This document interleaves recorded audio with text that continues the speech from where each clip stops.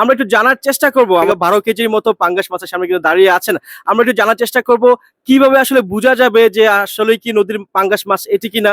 এর চাক্ষুষ প্রমাণ কিন্তু আজকে দিবেন এবং আপনাদের চেনানোর চেষ্টা করবেন যে আসলে এটা নদীর পাঙ্গাস কিনা। সবকিছু নিয়ে উনি কথা বলার চেষ্টা করবেন এখন। আসসালামু আলাইকুম।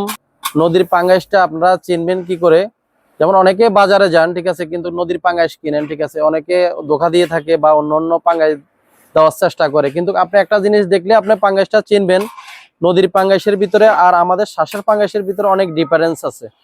সেই জিনিসটা হলো, নদীর পাঙ্গাসটা আপনি দেখবেন যে এখানে মাছের গায়ে মাছের বডির উপরে থাকে যে একটা খোপ খোপ থাকে, খোপ খোপ থাকে, আর একটা থাকে নীল বর্ণের একটা ছাপ থাকে।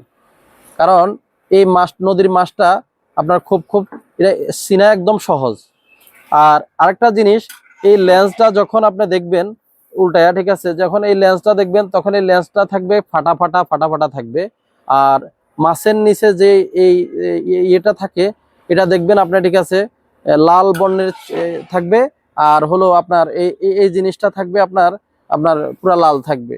আর এই কাঁটাগুলো আছে অনেক হেভি শক্ত থাকে আর ফাটা থাকে। আর পিঠের যে কাঁটাটা থাকে এটাও সেম একই রকম থাকে। এই জন্য সহজ উপায় হলো, ঠিক আছে, আপনার মাছ চেনার একটাই সহজ, সেই জিনিসটা হলো মাছের বডির উপরে যে জিনিসটা, সেই জিনিসটা আপনি সবসময় দেখে কিনবেন যে এই আপনার মাছের বডির উপরে খুব একটা দাগ থাকে বা একটা ডিজাইনের মতো থাকে। সেই জিনিসটা দেখলে আপনি চিনতে পারবেন, কিন্তু অন্য নর্মাল পাঙ্গাসে ওই জিনিসটা থাকে না। আল্লাহ রহমতে আলহামদুলিল্লাহ, যখন আমরা মাছ বাজারে কেনাকাটা করি এবং আমরা চেষ্টা করি আমরা বড় এবং নদীর ভালো পাঙ্গাস, বড় ইলিশ এবং আপনার যে কোনো নদীর মাছ হোক, দামটা যত টাকা হোক না কেন, ঠিক আছে, আমরা চেষ্টা করি, ঠিক আছে, কাসময় 15 কেজি 12 কেজি 10 কেজি ওজনের পাঙ্গাস আমরা কিনি।